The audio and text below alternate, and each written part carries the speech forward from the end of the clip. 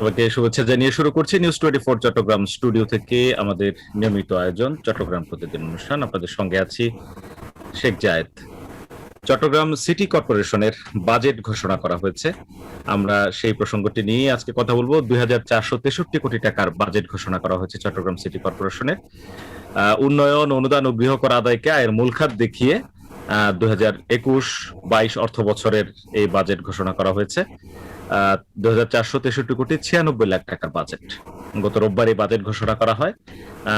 এই বাজেটে আমরা যেটি দেখতে পাচ্ছি যে গত বছর বা গত বছর না, আগের যে ঋণগুলো আছে সিটি কর্পোরেশনের, সেই ঋণগুলোকে হচ্ছে পরিশোধ করাকে প্রাধান্য দেওয়া হয়েছে। 3 ধরনের কর বাবদ মোট আয় ধরা হয়েছে 533 কোটি 93 লাখ 50 হাজার টাকা। এর মধ্যে বকেয়া কর ও অভিকর খাতে সর্বোচ্চ 218 কোটি 15 লাখ টাকা আয় ধরা হয়েছে। হালকর ও অভিকর খাতে 183 কোটি 76 লাখ টাকা এবং অন্যান্য কর বাবদ 132 কোটি 2 লাখ 50 হাজার টাকা আয় ধরা হয়েছে। আর 2020-21 অর্থ বছরে মোট আয় ধরা হয়েছিল 479 কোটি 42 লাখ 92 হাজার টাকা। আর গত যে বাজেট ছিল সেই বাজেটের বাস্তবায়নের অংশ হচ্ছে 41% বাস্তবায়ন হয়েছে। বাজেট পরিকল্পনার একটা বিরাট অংশই অবাস্তবায়িত থেকেছে। চট্টগ্রাম সিটি কর্পোরেশনের কাজ, আমরা সিটি কর্পোরেশনের যে কাজগুলো জানি সেই কাজগুলোর বাইরেও আরো দুটো কাজ সিটি কর্পোরেশনের আছে। চট্টগ্রাম সিটি কর্পোরেশনে আলাদা, সেটি হচ্ছে তারা স্বাস্থ্য খাত এবং শিক্ষা খাত নিয়ে তাদের কাজ আছে। এই দুটো খাতও তাদের অন্তর্ভুক্ত চট্টগ্রাম শহরের। এই হচ্ছে চট্টগ্রাম সিটি কর্পোরেশনের বাজেটের কিছুটা সারসংক্ষেপ বলার চেষ্টা করেছি। আজকে আমরা এই প্রসঙ্গে কথা বলবো। চট্টগ্রাম এই শহরটি পাহাড়, নদী, ঝর্ণা, সমুদ্র সবকিছু নিয়ে এই শহরটির পাহাড় ধ্বংস হয়ে যাচ্ছে। নদীর অবস্থা খারাপ, দূষিত হয়ে গেছে এবং নদী, বিশেষ করে কর্ণফুলী নদীর তলদেশ, যেটি বিশেষজ্ঞরা বলছেন 20 ফুট পর্যন্ত পুরো হয়ে আছে পলিথিনের স্তরে। আর এই খালগুলো বিভিন্ন কারণে ভরাট হয়ে আছে, বিশেষ করে প্লাস্টিক বর্জ্য পলিথিনে। জলাবদ্ধতা প্রকল্পের কাজ চলছে, সেই প্রকল্পটি আরো 1 বছর মেয়াদ বাড়ানো হয়েছে।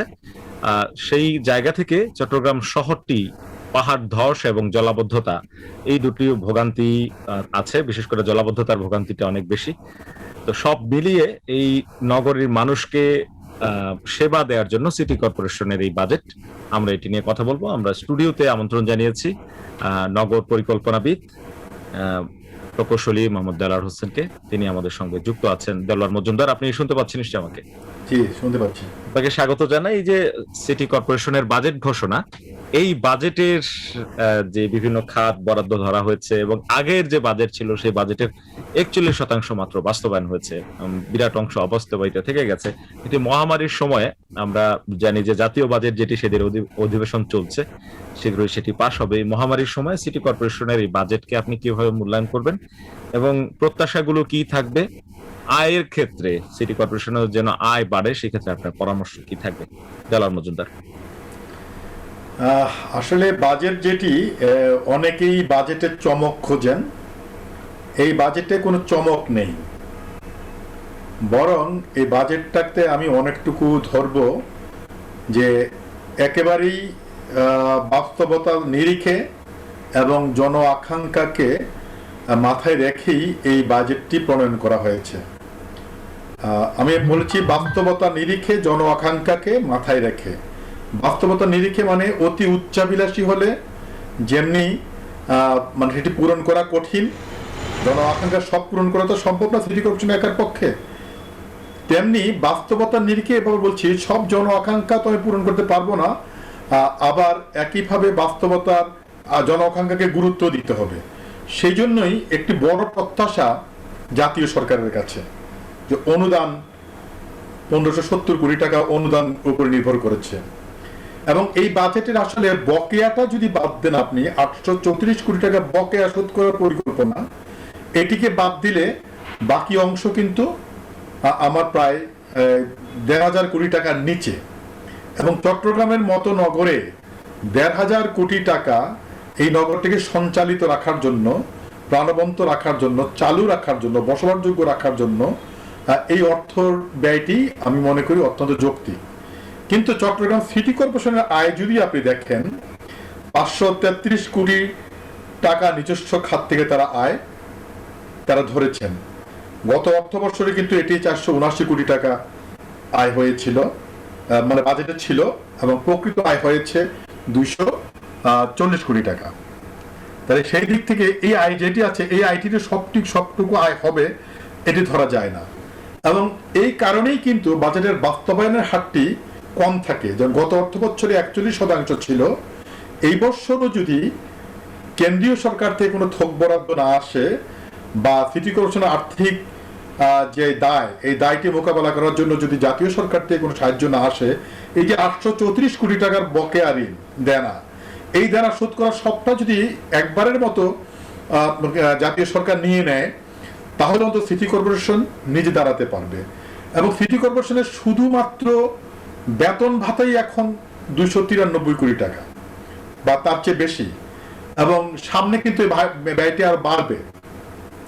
কাজেই এত বিশাল বোঝা নিয়ে আর মাত্র 300-400 কোটি টাকা, 240 কোটি টাকা ট্যাক্সের আয়, বেতন ভাতার চেয়েও কম, আপনি হিসাবটি মিলিয়ে দেখেন, তাহলে এই সিটি কর্পোরেশন তো জনগণের কল্যাণে কোনো ব্যয় করার তাদের অবস্থা কিন্তু নেই।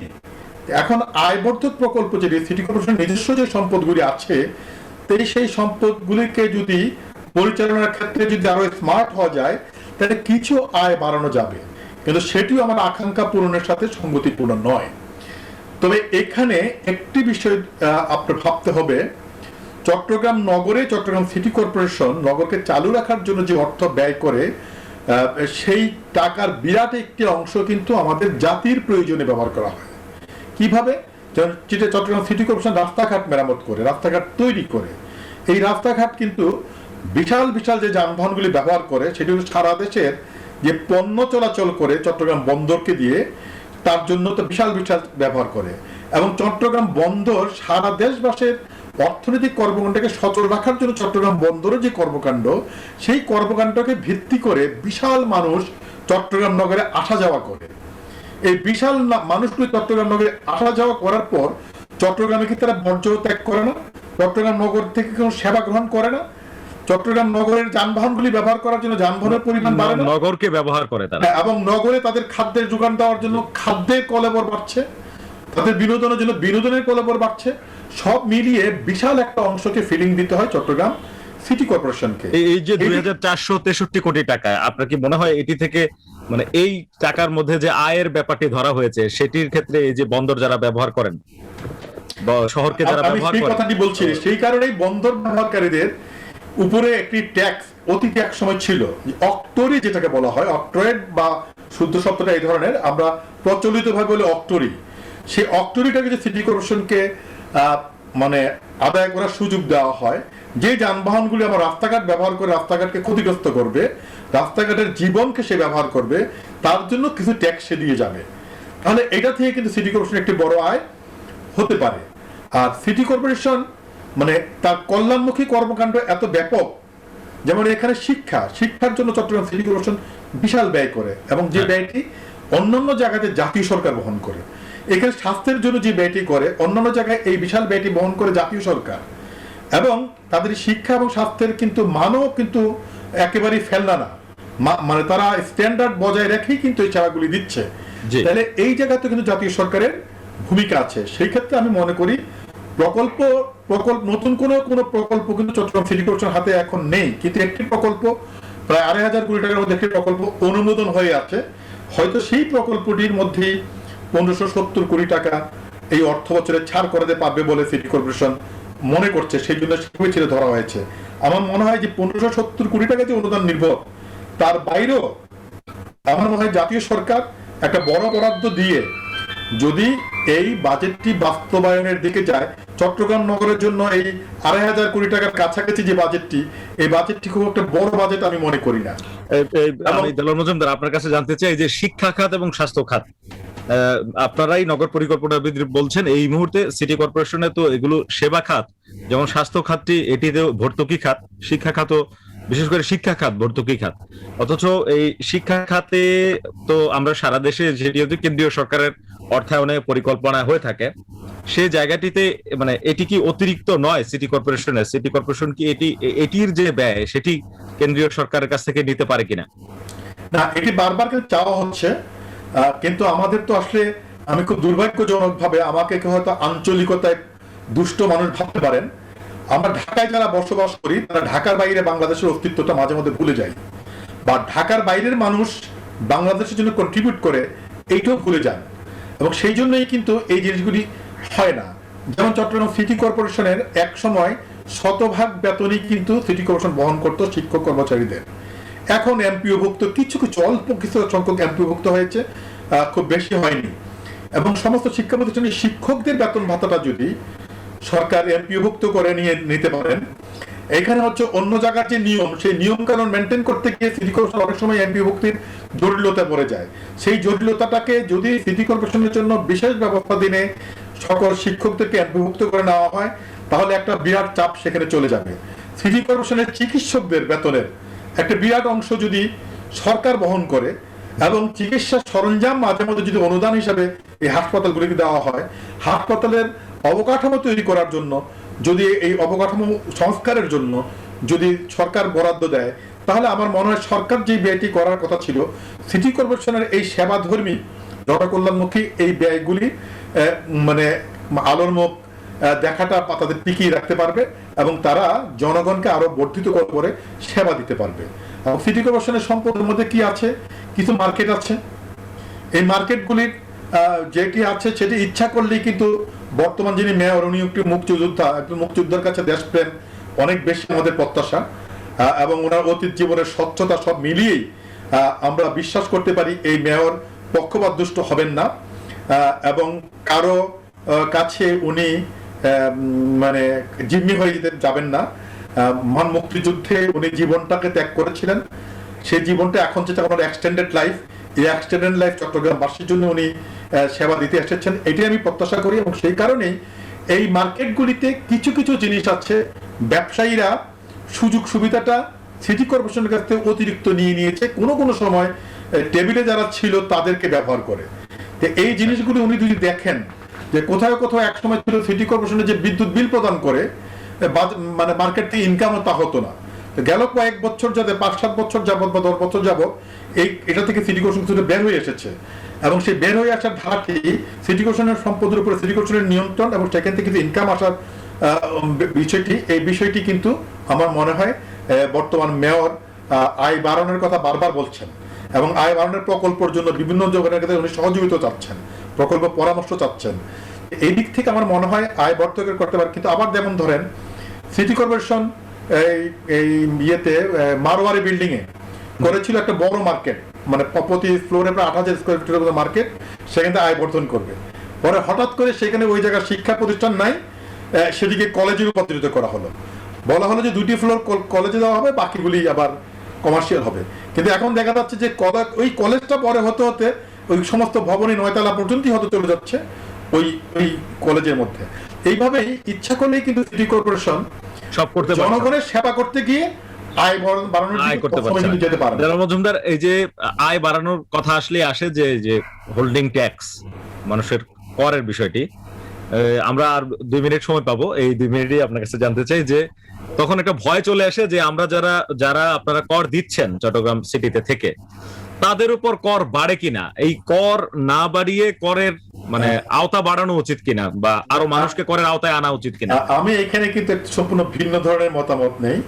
মানে মেয়র মহোদয় বলেছেন যে তিনি কর বাড়াতে চান না, এখন যে কর তিনি বাড়াতে চান না, আবার নাগরিকদেরকে সচেতন থাকতে হবে, কর ফাঁকি তারা দিবেন না। আচ্ছা, চট্টগ্রাম সিটি কর্পোরেশন যে মানে হোল্ডিং কর যা আছে অত্যন্ত মানে কম রেটই কর দেয় চট্টগ্রাম সিটি কর্পোরেশন, এবং এটা আপডেট করা উচিত কিনা। অনেক জায়গায় ছিল টিনের ঘর ছিল, বা আমি বলি সেই কথাটা হচ্ছে যে এখন সিটি কর্পোরেশন যদি অ্যাসেসমেন্ট করে যে আমি একটি 1 দোতলা বিল্ডিং হিসাবে আমারটা অ্যাসেসমেন্ট করা আছে, বর্তমানে আমি 6 তলা বিল্ডিং করে ফেলেছি, তাহলে আমার এখানে কি অ্যাসেসমেন্ট বাড়বে না? জি, এই যে 2 তলা বিল্ডিং থেকে যখন 6 তলা বিল্ডিং এ যাবে, তখন আমি চিৎকার শুরু করি যে সিটি কর্পোরেশন আমার ট্যাক্স বাড়িয়ে দিয়েছে। সিটি কর্পোরেশন তো আন্দোলনে মফিজুল ইসলাম না, আমার সেবা দেওয়ার জন্য, আমাকে ফেরত দেওয়ার জন্যই সিটি কর্পোরেশন আমার কাছ থেকে টাকা নেয়। সিটি কর্পোরেশন কিন্তু কোনো মেয়র ভোগ বিলাসের জন্য নয়। তাহলে জনগণকে এই ট্যাক্স প্রদানের ব্যাপারে আমার মনে হয় তাদেরকে অত্যন্ত সৎ হতে হবে। মানে এই ট্যাক্স প্রদানের ক্ষেত্রে ট্যাক্সের নিয়ম কানুন আছে, ইচ্ছা করলে আমি নিজেই কিন্তু আমার ট্যাক্স অ্যাসেস করতে পারি, অ্যাসেস করে সিটি কর্পোরেশনকে আমি দেখাতে পারি আমার অ্যাসেসমেন্ট এই, এর বাইরে নাই, তুমি যদি প্রমাণ করতে পারো আমাকে দেখাও। ট্যাক্সে তো নিয়ম কানুন একটা ফর্মুলা আছে, ফর্মুলা ধরে আমি নিজেই তো অ্যাসেসমেন্ট করতে পারি। এবং এই জিনিসগুলি কেউ কিন্তু করে না।